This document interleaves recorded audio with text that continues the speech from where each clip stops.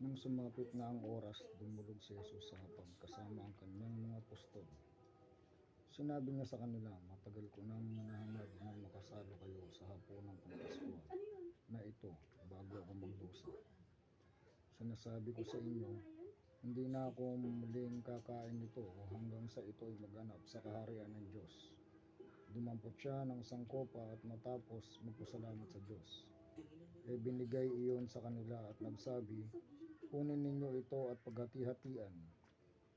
Sinasabi ko sa inyo, mula ngayon, hindi na ako iinom nitong katas ng ubas hanggang sa pagdating ng kaharian ng Diyos.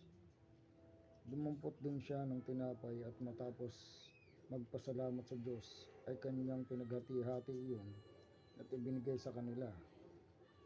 Sabi niya, ito ang aking katawan na inihahandog para sa inyo.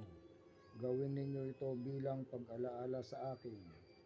Gayon din naman, dinampot niya ang kopa pagkatapos maghapunan at sinabi, ang kopang ito ang bagong tipan ng Diyos na pinagtibay ng aking dugo. Ang aking dugo ay mabubuhos alang-alang sa inyo. Ngunit kasalo ko rito ang magkakanulo sa akin. Papanaw ang anak ng tao ayon sa itinakda ng Diyos. Ngunit kahabag-habag ang taong magkakanulo sa kanya. At sila'y nagtanungan kung sino sa kanila ang gagawa ng ganoon. Nagtalo-talo rin ang mga alagad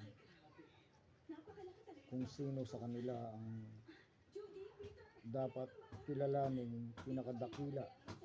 Kaya't sinabi ni Jesus sa kanila, pinipilit ng mga hari ng mga hintil na sila ay ituring na Panginoon ng kanilang nasasakupan.